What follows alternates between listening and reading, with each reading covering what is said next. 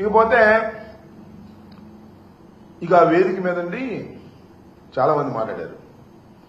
ముఖ్యంగా మా పార్టీ నుంచి వెళ్ళిన వాళ్ళు ఉన్నారు. కొంతమంది మా పార్టీలో ఉండి మా పార్టీ నుంచి బయటికి వెళ్లిన వాళ్ళు ఇక దీన్ని ఇష్టం వచ్చినట్టుగా ఉపయోగించుకునే కార్యక్రమం చేశారు.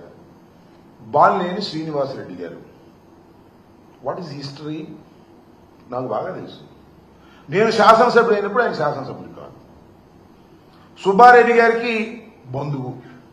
అందువల్ల వైఎస్ఆర్ కాంగ్రెస్ పార్టీలోనూ ప్రిఫరెన్స్ ఇస్తే రాజకీయాల్లోకి వచ్చి ఎదిగి పెద్దవాడై మొత్తం రాజకీయాలని చేసి ఇవాళ అలిగి వెళ్లి ఆయన దగ్గర చేరాడు.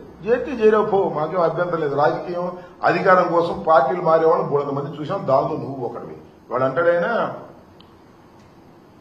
నా ఆస్తులన్నీ కూడా నాశనం చేసుకున్నాను, బోలెడు డబ్బులు తగలేసుకున్నాను, నా దగ్గర నుంచి జగన్మోహన్ రెడ్డి గారు దోపిడీ చేసి ఆస్తులు లాక్కున్నాడు అనేటువంటి మాట మాట్లాడుతున్నారు. సిగ్గేలా లేదన్నా?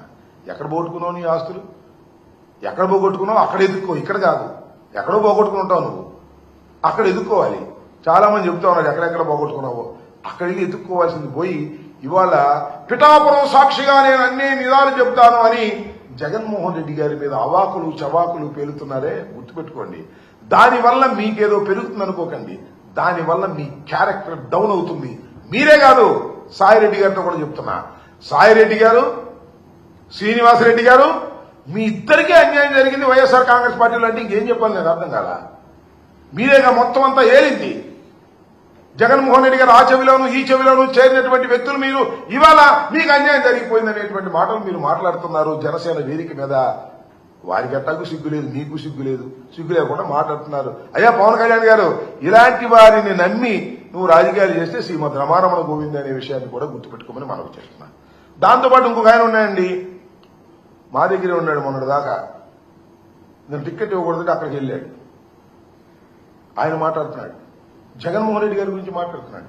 రాజశేఖర రెడ్డి గారి దయా దాక్షిణ్యాల వల్ల పార్లమెంటు సభ్యుడైనటువంటి వ్యక్తి, జగన్మోహన్ రెడ్డి గారి దయా దాక్షిణ్యాల వల్ల పార్లమెంటు సభ్యుడైనటువంటి వ్యక్తి ఆయన మాట్లాడతాడు.